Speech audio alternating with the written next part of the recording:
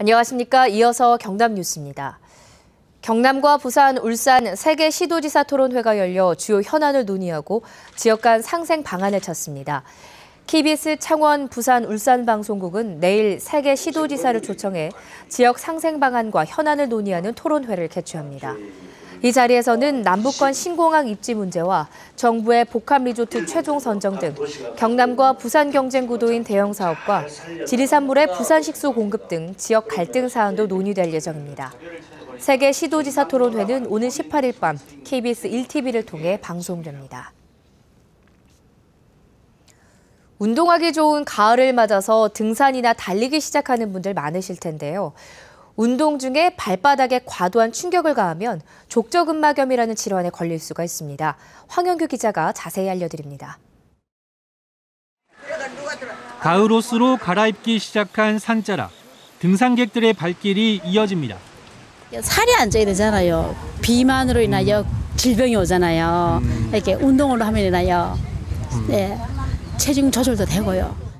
하지만 갑자기 시작한 등산이나 달리기 등은 부작용을 불러옵니다. 발 건강을 해칠 수 있는데 대표적인 질환이 족저근막염입니다.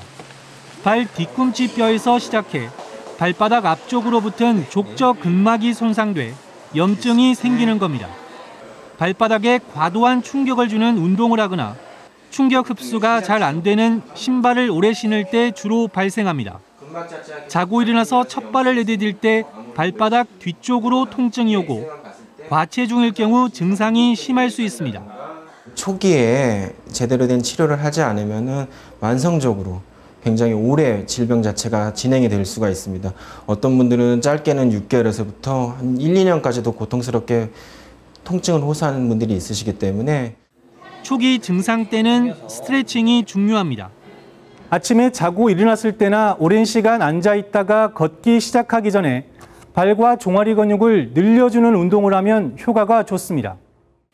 앉은 채로 다리를 편 상태에서 발끝을 몸쪽으로 당겨주거나 두 발을 앞뒤로 벌린 뒤 양팔로 벽을 밀어 다리를 쭉 펴주는 것도 도움이 됩니다.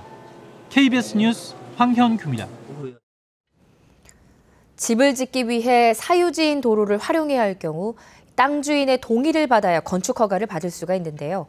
최근 창원시가 건축 허가 신청인에게 생사도 모르는 땅 주인의 동의서를 요구해 논란이 되고 있습니다. 김준환 기자가 보도합니다. 62살 설일상 씨는 올해 초 10여 년 전 구입한 농지에 전원주택을 짓기 위해 건축 허가를 신청했습니다. 하지만 구청은 진입도로 땅 주인의 동의 없이는 허가해 줄 수 없다고 답변했습니다. 문제는 일제강점기인 1936년에 이 땅을 구입한 주인을 찾을 수 없다는 것. 진입도로는 사실상 주인이 없는 땅입니다. 못 받는 걸 받아 오라고 하는데 우리 심정은 어떻겠습니까? 그 사람이 살아있으면 받아와. 쭉 없는 사람은 어디 가서 그렇게 받았습니까? 한 5명이 되는데 이 5명들이 지금 집을 팔고 지금 너무 새방살에 살고 있어요. 건축법에는 허가에 필요한 도로를 지정할 경우 이해관계인의 동의를 받아야 하지만 예외로 이해관계인을 찾지 못하는 경우 등 동의 없이도 도로를 지정받도록 하고 있습니다. 마산회원구청은 최근 건축법 예외 조항을 적용해 이 지역의 전원주택 4곳에 대해 건축 허가를 내린 적도 있습니다. 2011년부터 지난해까지 이곳 주변의 농지에서는 모두 건축 허가가 났지만 올해부터는 건축 허가가 나지 않아 이렇게 방치돼 있습니다. 해당 구청이 이중잣대를 적용한 겁니다.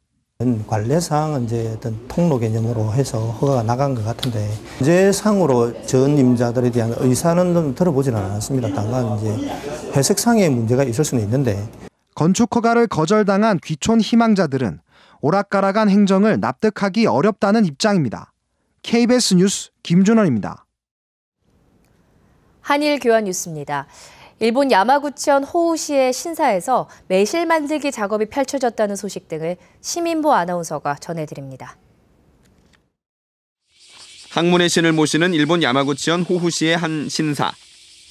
신사 안에서 수확한 매실을 건조하는 작업이 이루어졌습니다.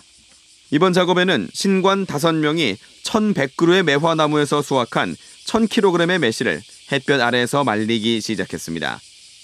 이 신사에서 모시는 학문의 신은 매실을 좋아해 이를 소재로 실을 만들기도 한 것으로 전해지고 있습니다. 매실은 일주일 정도 건조된 뒤 봉투에 포장해 정원에 배부하거나 매실차로 방문객들에게 대접됩니다. 今年は割といい出来だと伺っております。ぜひ皆様には味わっていただきたいなと思っております。 야마구치현 시모노세키시의 한 수족관. 돌고래가 일으키는 물보라를 맞으며 공연을 볼 수 있는 좌석이 개방됐습니다. 이 행사는 시모노세키 수족관이 수족관을 방문한 사람들에게 즐거움을 주기 위해 마련됐습니다. 개방된 곳은 돌고래 공연이 이루어지는 수영장에서 가장 가까운 25개 좌석. 관람객들은 점프를 한 돌고래가 수면에 부딪혀 물이 튀어오르면 환호성을 지르며 즐거워했습니다. なんかイルカがすごいジャンプしてて面白かった。気持ちよかったです。イルカがお世話の人たちの指示に従って行動をとっていたところがすごいと思いました。 이 좌석은 사전에 신청을 한 사람이 선착순으로 앉았으며 돌고래를 가까이서 볼 수 있어 인기를 끌었습니다. KBS 뉴스 시민보입니다.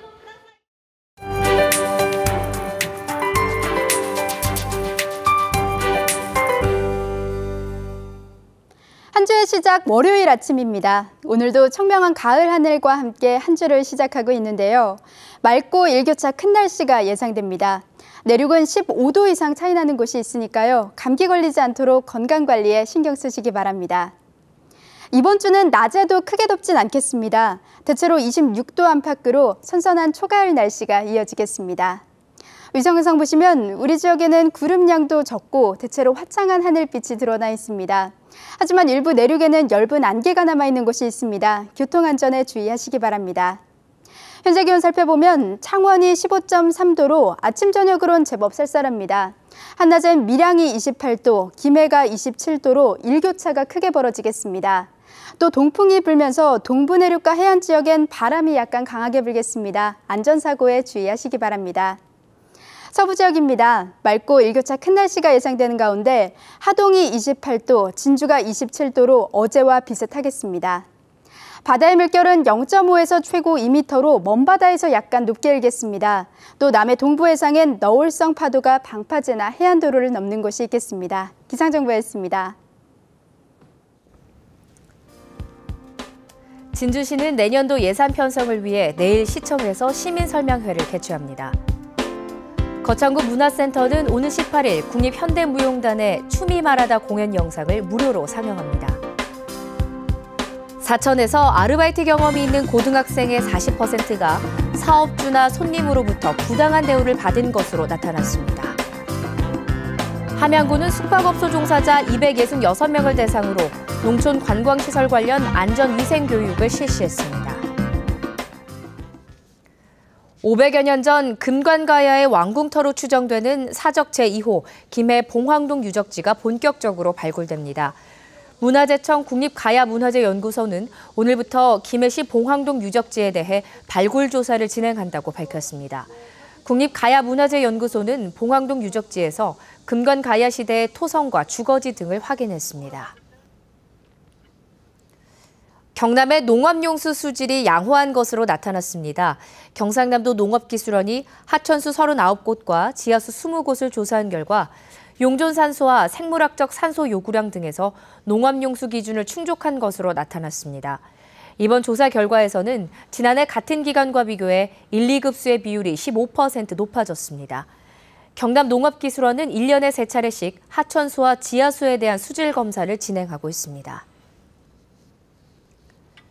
경상남도 농업기술원이 벼농사 작황을 조사한 결과 벼의 키와 이삭수, 단위 면적당 알곡수 등이 지난해와 평년을 웃도는 것으로 나타났습니다. 농업기술원은 벼 작황 품질을 더 높이기 위해 논물 관리와 수확 시기 조절 등 후기 관리에 주의할 것을 지역 농민들에게 당부했습니다. 경남의 국정감사 피감 기관 가운데 먼저 경남교육청에 대한 국정감사가 내일 울산시 교육청에서 열립니다. 국회 교육문화위원회는 박종훈 교육감 때의 보직 현황과 코드 인사 논란에 대한 교육청별 입장, 개방형 직위와 임기제 공무원 채용 현황 등의 자료를 요구했습니다. 경남교육청 관계자는 전국 이슈인 무상급식 문제가 주요하게 다뤄질 것으로 전망했습니다. 창원시가 성묘객 편의를 위해 추석 당일인 27일과 다음 날인 28일 창원시립 상복공원까지 임시노선 좌석버스로 운행합니다. 임시노선은 창원중앙역을 출발해 중부경찰서와 시청, 남창원역 등을 경유해 창원시립 상복공원 봉안당 앞까지 45분 간격으로 운영됩니다. 창원시는 추석 연휴 성묘갱이 집중되는 만큼 임시노선을 시범 운행한다고 밝혔습니다. KBS 뉴스를 마칩니다. 고맙습니다.